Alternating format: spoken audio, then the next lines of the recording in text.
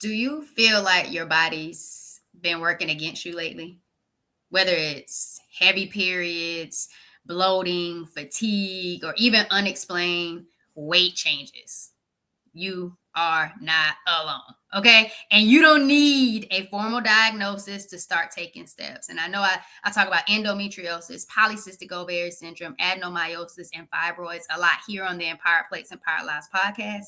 But today I'm going to be sharing my journey about juicing. And it's helped me transform my health and how it came a game changer, a life changer for me, just like it could do for you. So if you've been looking for a natural, refreshing way to reduce pain and boost your energy, you already know what time it is. Vibe with me, y'all. Welcome to the Empowered Plates, Empowered Lives podcast.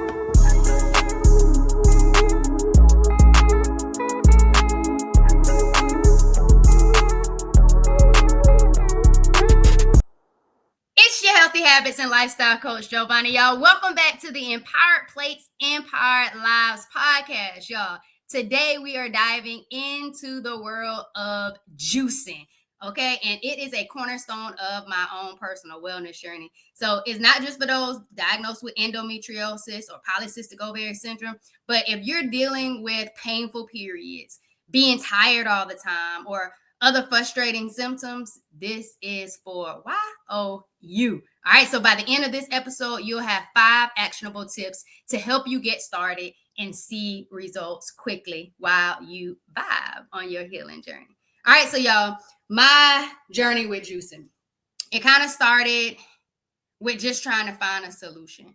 My mom went to the emergency room in December, and then she went back again in January, and we couldn't really figure out what was going on. And to this day, we're thinking it was more so menopause symptoms. She had done a lot of research or listened to other podcasts about juicing or heard other stories about how people healed themselves through cancer, through juicing. And so she was really looking at juicing being an option for my granddad and to see how his health could kind of turn around if he got in more fruit and vegetable juicing. And so with her going to the emergency room back-to-back months, I was just like, Ma, let's try juicing for you. So I got us a Nama J2 juicer, and we started diving into the world of juicing fruits and vegetables. And we did a lot at the beginning. We put a lot of different fruits and vegetables in there as we explored it. And we started bringing people along on the journey with us. And we got this little song, and we make the juice, and we'll set all the jars out on the table. And then I'll stand up and I'll be like, Ma, what time is it? And she'll pull out behind me and it's time to juice with the fours. Juice with the fours. And it became a whole movement. It was a vibe. And to this day, so many people are juicing or continuing with their juice journey just because they saw us doing it and they started to benefit from juicing as well. And so juicing actually became how I started on my plant-based journey. So after being diagnosed with endometriosis, adenomyosis, polycystic ovary syndrome, and they found 2 small fibroids at the time of my surgery in March 2020, I started to embrace a more anti-inflammatory lifestyle. And you're thinking anti-inflammatory. Inflammation is the root cause of so many different chronic conditions. And so what I wanted to do was eat more foods that wouldn't cause me to bloat as much, wouldn't cause me to be in pain. And being on a plant-based journey, starting with that juicing, it really allowed me to start to see different experiences with my period, getting a period regularly, and then also kind of reducing the pain that I was going through, almost to not even having a pain, not really having much pain at all, and not even knowing when my period is going to be on because of getting in more fruits, more vegetables, turning up on the juices, incorporating smoothies. And so it really was the shift that started to change my life. And then it started helping to change other lives as well. And so I just want to take you on the journey. So what I want to do is give you 5 tips, 5 valuable takeaways, so you can start being able to embrace your healing journey in a most delicious way. So number 1, start simple. You don't have to be like me and my mom. You don't have to buy a whole bunch of different fruits and vegetables to get all these different combinations of flavor. You could really start simple. Start simple. You could start with celery and pineapple, and we always add like lime and ginger. But you don't have to let juicing be an overwhelming thing, and you don't have to make a juice every single day. You can batch juice. That was something else we absolutely love to do. Sunday, batch juice, and whatever juice we have, we drink all that juice up to whenever it's done throughout the week, and then we just go into smoothies after that. But start simple with 2 or 3 ingredients, but we always love adding lime and ginger because it helps reduce bloating. It allows us to stay hydrated. It was soothing. It was almost like a meal replacement at times too. But number one, start simple. Don't overcomplicate it. Keep it simple so you can continue with it and see the benefits. Number 2, focus on hormone balancing ingredients. So add things like spinach or carrots to your blends. They're rich in essential nutrients like iron and vitamin A, which support hormone balance and reduce heavy bleeding. And think of every sip as a natural boost to your body.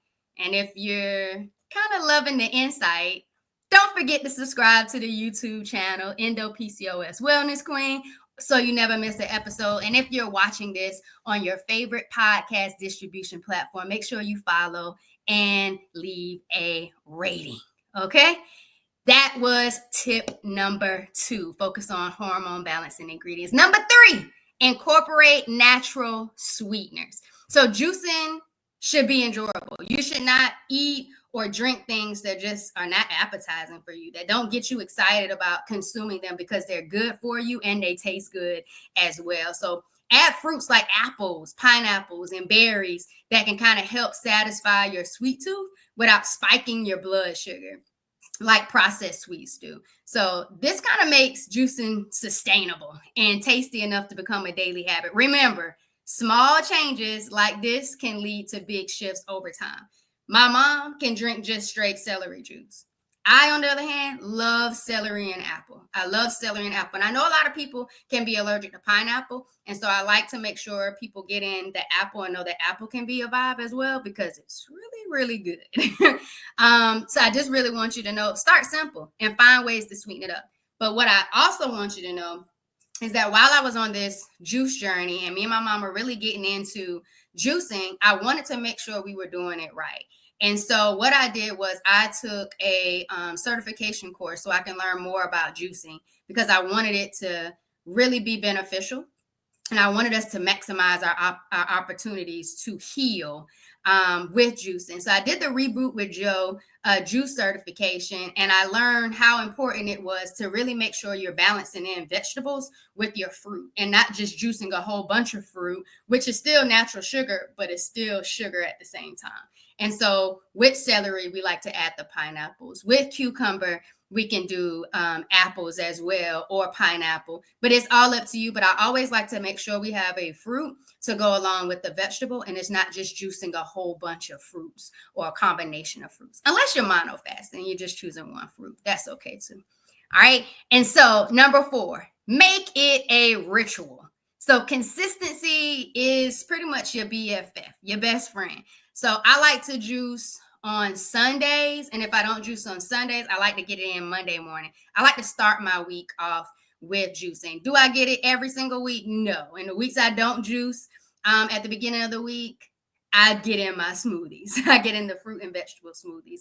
And so I still make sure I start my day off with a fruit and vegetable blend because it keeps me vibrant. It keeps the pain reduced as much as possible. And I just like that it's simple. It's a simple way to make sure I'm getting in my nutrients. All right. So make sure that you create a ritual. So you're also giving yourself a moment of mindfulness and self-care. So let me tell you something. If you're loving this tip so far, make sure that you go ahead and get the anti-inflammatory guide. Y'all, the anti-inflammatory guide, information is in the show notes, is my first piece of guidance on your healing journey. And remember, I talked about inflammation earlier, the swelling, the pain, the bloat. That can happen through food. It can also happen through unmanaged distress. And you can also find a way to get some relief from that pain through movement. And so I call it my M to the third degree healing empowerment formula: mindset, mindful eating, and movement. I kind of talk about how they kind of help shift inflammation in your life, and it goes into different foods, spices, herbs, but also I got 5 juice and smoothie recipes on that anti-inflammatory guide, and it is for you. So make sure you grab your guide today. All right, last one, tip number 5, track your progress. Keep a journal to note how you feel after incorporating juicing into your routine. Note what combinations you like, which combinations you didn't like, because it's a journey. You don't know exactly what you're going to like until you try it. And so don't allow a bad experience to stop you from still exploring different options and possibilities that could just so happen change your life. And then the more you do it, you might want to offer it to other people, and then they're vibing and elevating their wellness as well. So make sure you track improvements in your energy. Do you feel more upbeat and vibrant? What are your pain levels looking like? Or even your mood, because we know those mood swings can definitely fluctuate, especially for my PCOS posse, my polycystic ovarian syndromes. All right, we know that mood swings are definitely relevant, especially right before our period or during our cycle itself.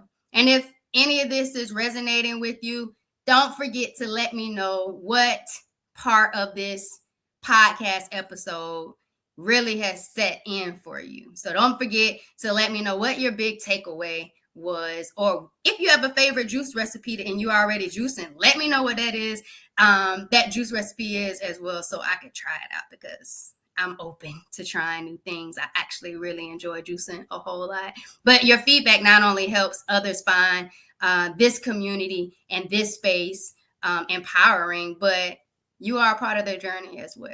All right, so y'all do not forget to get the anti-inflammatory guide. It is here to support you on your journey, but also you don't need a diagnosis to start feeling better today. So your body deserves care. It deserves the small changes like juicing that can really make a difference in your life.